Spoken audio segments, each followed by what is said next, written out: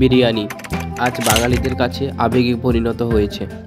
মন খারাপের দিনে মুখে হাসি ফোটায় এই খাবার। যতই মুঘলদের খাবার হোক না কেন, বিরিয়ানি নাম শুনে জিভে জল আসে না এমন বাঙালি দেখা পাওয়া দুষ্কর। যদিও বিরিয়ানি বহু বছরের পুরনো একটি খাবার, তবুও আজ বিভিন্ন এশিয়া মহাদেশে বেশ জনপ্রিয় এই খাবার। আপনি জানেন কি বিরিয়ানির আক্ষরিক অর্থ কী? শুনুন তবে।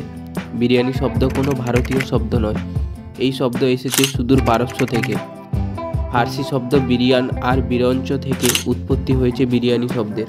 বিরিয়ানি শব্দের অর্থ হলো রান্নার আগে ভেজে নেওয়া, আর বিরিঞ্চি শব্দের অর্থ হলো চাল।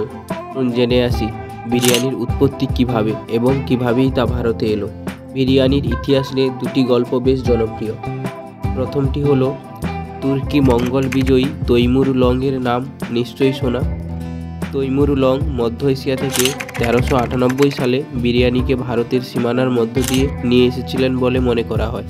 তৈমুরের সেনা ছাউনিতে সৈনিকদের জন্য বড় বড় হাঁড়িতে চাল, মশলা মাখানো মাংস, ঘি এবং সবজি সব দিয়ে বড় বড় গর্তের উনুনের আগুনের মধ্যে হাঁড়িকে ঢুকিয়ে মাটি চাপা দিয়ে দেওয়া হতো।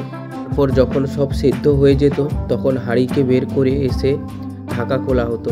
গন্ধি চাল মাংসের মিশ্রণ সৈনিকরা পরম তৃপ্তি করে খেত। এই খাবারটি পরবর্তীকালে হয়ে যায় জনপ্রিয় খাবার বিরিয়ানি। এবার আসি দ্বিতীয় গল্পে, যাকে সবচেয়ে বেশি গ্রহণযোগ্য বলে মনে করা হয়। শাহজাহানের প্রিয়তমা বেগম মমতাজ মহলের নাম আমরা সবাই শুনেছি। একবার বেগম মমতাজ মহল সৈন্য শিবিরে যান সৈন্যদের অবস্থা পর্যবেক্ষণ করতে। সেখানে সৈন্যদের রুগ্ন স্বাস্থ্য দেখে বেগমের কোমল হৃদয়ে ব্যথায় ভরে যায়। তিনি অত্যন্ত উদ্বিগ্ন হয়ে ওঠেন সৈন্যদের স্বাস্থ্যের কথা ভেবে। রান্নাশালের পাচকদের নির্দেশ দেন চাল ও মাংস সহযোগে পুষ্টিকর খাদ্য সৈন্যদের জন্য বানাতে। তখন থেকে বাদশাহী সেনাদের জন্য বরাদ্দ হলো চাল ও মাংসের মিশ্রণে তৈরি এই খাদ্য, যা বর্তমানে বিরিয়ানি হিসেবে এত জনপ্রিয়। মুঘল শাসকদের হাত ধরে ভারতবর্ষের নানা প্রান্তে বিরিয়ানি ছড়িয়ে পড়ে এবং জনপ্রিয়তা লাভ করে। ভারতবর্ষে প্রায় 8 রকমের বিরিয়ানি জনপ্রিয় হয়ে উঠেছে। সেগুলি হলো: 1. হায়দ্রাবাদি বিরিয়ানি, হায়দ্রাবাদ স্পেশাল; ইন্ডিগুল বিরিয়ানি, তামিলনাড়ু স্পেশাল; আম্বুর বিরিয়ানি, সেটিও তামিলনাড়ুতে স্পেশাল; ভাটকালি বিরিয়ানি, কর্ণাটকে স্পেশাল; লখনৌ বিরিয়ানি, লখনৌ স্পেশাল; কলকাতা বিরিয়ানি, কলকাতা থেকে তৈরি; আর মালাবার বিরিয়ানি, কেরল স্পেশাল; বোম্বে বিরিয়ানি, মুম্বাই স্পেশাল। প্রায় 400 বছরের পুরনো ঐতিহ্যবাহী বিরিয়ানির চাহিদা এবং সুখ্যাতি দিন দিন বেড়েই চলেছে। আজকাল জন্মদিন থেকে বিয়েবাড়ি প্রতিটি অনুষ্ঠানে বিরিয়ানি চাই। চলুন জেনে আসি বিরিয়ানি নিয়ে আরেকটি ইন্টারেস্টিং তথ্য। আচ্ছা বলুন তো, বিরিয়ানির হাঁড়িতে লাল কাপড় দিয়ে মোড়া কেন থাকে? অনেকেই বলেন এই লাল কাপড় দেখে সংকেত মেলে কোন দোকানে আছে বিরিয়ানি। বলা হয় লাল, হলুদ, সবুজ ট্রাফিক সিগন্যালের মতো ওটা বিরিয়ানির লাভার্সদের কাছেও একটি সিগন্যাল। অপরদিকে লাল রং হলো ভালোবাসার প্রতীক, কারণ হৃদয়ের রং লাল। প্রকৃত ভালোবাসা এই হৃদয় থেকেই আসে।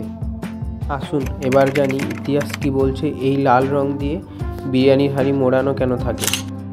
ইতিহাস বলছে সম্রাট হুমায়ুন ছিলেন পারস্য সংস্কৃতি দ্বারা প্রভাবিত। রাজপাট হারিয়ে সম্রাট হুমায়ুন ইরানে আশ্রয় নিয়েছিলেন। তখন তাকে পারস্য সম্রাট লাল কালি চা বা রেড কার্পেটে উষ্ণ অভ্যর্থনা জানিয়েছিলেন।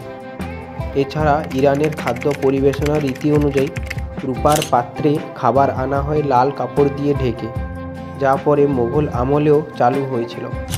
খাদ্য পরিবেশনে রঙের এ প্রথা লখনৌয়ের নবাবরাও অনুসরণ করেছিলেন।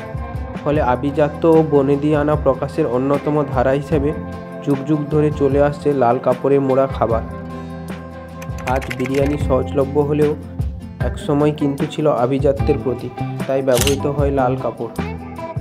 কেমন লাগলো আজকের বিরিয়ানির এই খুঁটিনাটি তথ্যগুলি জেনে? আপনারা কি জানতেন বিরিয়ানির এই সমস্ত তথ্য? ভিডিওটি ভালো লাগলে চ্যানেলটিকে সাবস্ক্রাইব করবেন এবং ফেসবুক থেকে দেখে থাকলে ফেসবুক পেজটিকে ফলো করবেন।